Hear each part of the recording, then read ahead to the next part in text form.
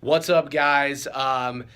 We went to see Justice League yesterday. We had some technical difficulties. So normally with these Unfiltered Cinematics, we do these movie reviews right outside the theater. We had some technical difficulties, so we had to do it a day after. Gave us some chance to kind of really digest and think about the movie. I liked it. I liked it a lot. It's kind of weird because I think on Rotten Tomatoes they got like a 40%. But initial thoughts from you, Brandon? Yeah, so you know me, I have not been shy about trashing DC and everything that they've kind of done lately. True. So, and I really did enjoy this movie. I kind of echo some of your thoughts on it. Mm-hmm. It was good. It didn't save the day completely for DC. It wasn't Wonder Woman. Yeah. So it didn't save the day, but it helped it. It helped it a lot. Yeah. We kind of in our podcast we talked about they were on very thin water, and my thoughts are it didn't sink them. Yeah. But the water did thicken just a little bit. Just a little bit. Just a little bit. They still have some wiggle room, but it's still pretty thin. Yeah. I honestly enjoyed this movie. I thought it was really good. Honestly, I mean, I don't like the whole. I think DC started off on the wrong foot. Period. Right. With these team up movies, I personally think they should have started with the origin films, kind of like Marvel did, worked its way up, throw a Batman versus Superman in, and then eventually work your way to the Justice League movies. Right. They didn't do that. They started with the team up, and then they're going to work their way to the origin movies. I get it. You want to be different. It hasn't worked out thus far. Justice League was good. Wasn't great, but it was good. It was entertaining. Let me ask you this now. So, what were your thoughts for like Ben Affleck as Batman, Gal Gadot as Wonder Woman, and all that? Yeah. So I actually really enjoyed. I thought each individual character was Cyborg, Flash, Aquaman, Wonder Woman, and Batman. Yeah. All were really good. Together. They all brought their own uniqueness. It was definitely a movie about teamwork. Right. And each person had a role, and they played that role well. Yeah. By far the most impressed with Flash. Okay. Brought some really good comedic relief. Definitely. He was funny. It's hard to use your power as just being really fast. But he was able to do it and used it in some kind of unique ways too. Agree. I thought Aquaman was the biggest question mark for me for sure coming into the movie. Sure. I thought he did enough to be intriguing. I don't know if there's enough there to carry his own movies going forward. Okay. But again, they had to rush some type of origin story for each of those characters. Especially Cyborg, that felt really rushed. I feel like that could be its own standalone because we need to understand basically why he was this science project and stuff like that. For sure. But I thought all the characters meshed well. I thought they all worked well together.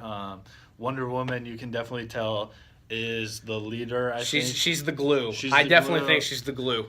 And they kind of tease her as kind of, I mean, it's always going to be Bruce Wayne's Batman's team. Yeah. But she's stepping up there to be the co-leader with Batman. For sure. To go on your points about the individual characters, I personally thought that the most intriguing one was Cyborg. I think, like you said, the backstory is there. I think he's a football player, and obviously he was in this accident, and then his dad tried to save him by making him this science project and saving him, and he becomes this robot character who can hack shit and everything. So I thought that was really cool.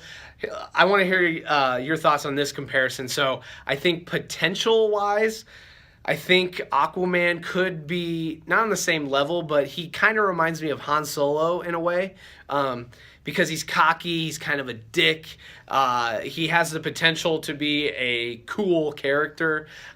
We don't get a lot of him from this movie. When Wonder Woman kind of throws her lasso of truth around him, we get a different side of him. So a lot of layers that were just very surface level touched on. So that'll be cool moving forward. I think Aquaman is the next movie in the DC Extended Universe, so there's something there.